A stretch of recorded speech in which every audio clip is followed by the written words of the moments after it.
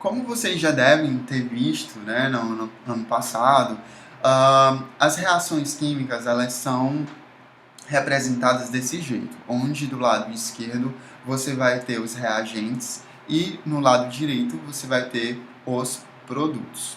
E essa simbologia ela sempre vai estar acompanhada aqui dos índices, que é essa parte, esse númerozinho pequeno, que a gente chama de índice, e esses números maiores que a gente chama de coeficiente. Você também vai ter algumas letrinhas entre parênteses aqui. E essas letras entre parênteses a gente não usa muito, a gente só coloca para distinguir como é que é o estado daquela substância. Né? Se você tiver o estado sólido, você tem o S entre parênteses. Líquido, você tem o L. Gasoso, você tem o G. Caso você esteja misturando aquela substância com água, a gente coloca um AQ para simbolizar aquosa. Se você perceber também, essa reação está balanceada, ou seja, a quantidade de átomos de cada elemento estão iguais antes e depois da reação. Tipos de reação. Você vai ter alguns tipos de reação aqui, eu queria só lembrar, caso vocês já tenham visto em algum momento. Você vai ter aqui a reação de adição ou síntese, que a gente chama, que é quando você pega dois compostos e transforma em apenas um. Você também vai ter aqui a de decomposição ou análise, que é justamente a reação inversa. Você tem uma substância e você consegue dividir ela em duas ou três ou mais.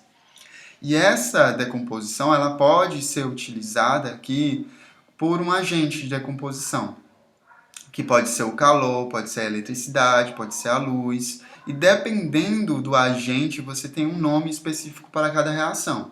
Quando você utiliza uma reação de decomposição usando o calor, a gente simboliza esse delta aqui em cima e chama de pirólise.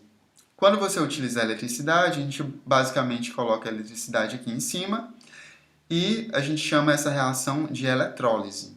Já uma reação de fotólise, você vai pegar a luz para poder dividir, decompor aquela substância. Numa reação de simples troca, aqui normalmente você vai ter uma substância que é composta, que vai reagir com a substância que é chamada de simples, e aí você vai ter uma troca. A substância que era simples, ela vai se ligar à substância que estava a um dos átomos que estavam na substância composta, fazendo com que o outro fique sozinho. Ou seja, como se você tivesse um casalzinho aqui, vem um outro de fora, forma um novo casal, e aquele do casal fica sozinho, né? Então a gente chama de simples troca. Uma dupla troca acontece quando você tem duas substâncias compostas que elas vão trocar átomos entre si. Então você aqui antes tinha AB, agora você tem AC. Antes você tinha CD, agora você vai ter BD. Então eu queria saber se vocês entenderam esses tipos de reação e como classificar. Essa primeira reação aqui, você tem duas substâncias, correto?